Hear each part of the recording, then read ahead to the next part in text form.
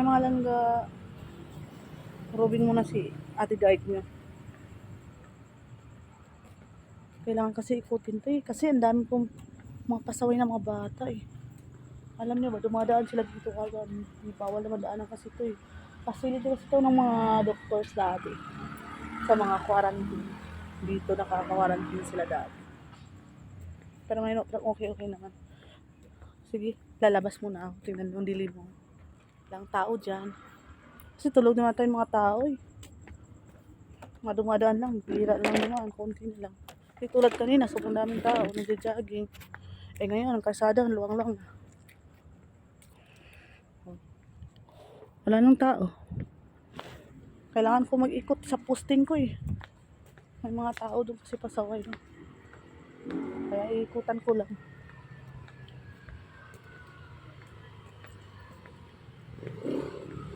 Nakatingin sa akin eh.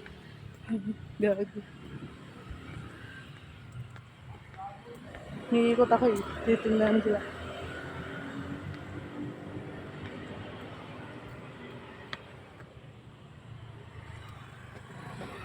Ito lang kasi post dito. Maraming mga bata na. Pero pag hindi kayo sanay, nakakatakot dito kasi mag-isa lang.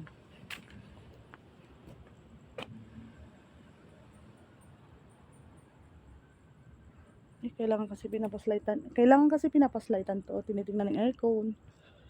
Alam mo na, maraming mga kawatan dito eh. Mga magnanakaw. Pagod mag-ikot. Ito, walang tao.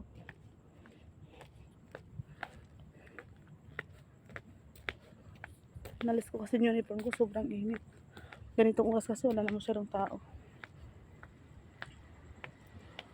Hindi ano.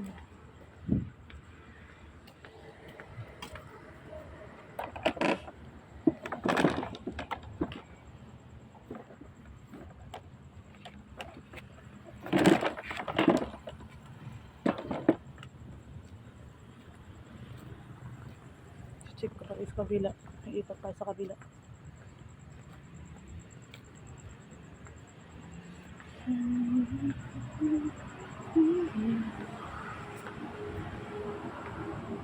Ito din, nakita mukha ako. Tingnan niyo. Dilim. Oh.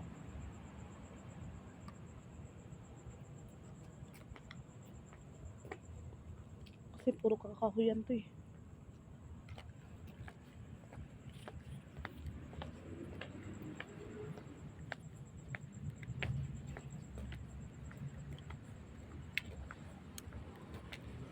Okay naman, wala naman tao. Tayo muna tayo dito, tambay tayo dito. Kapagod. Tinan yung pulse ko.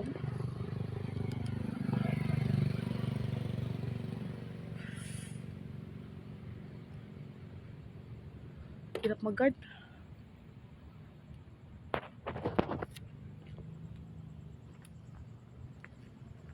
Pahinga na. Bye-bye.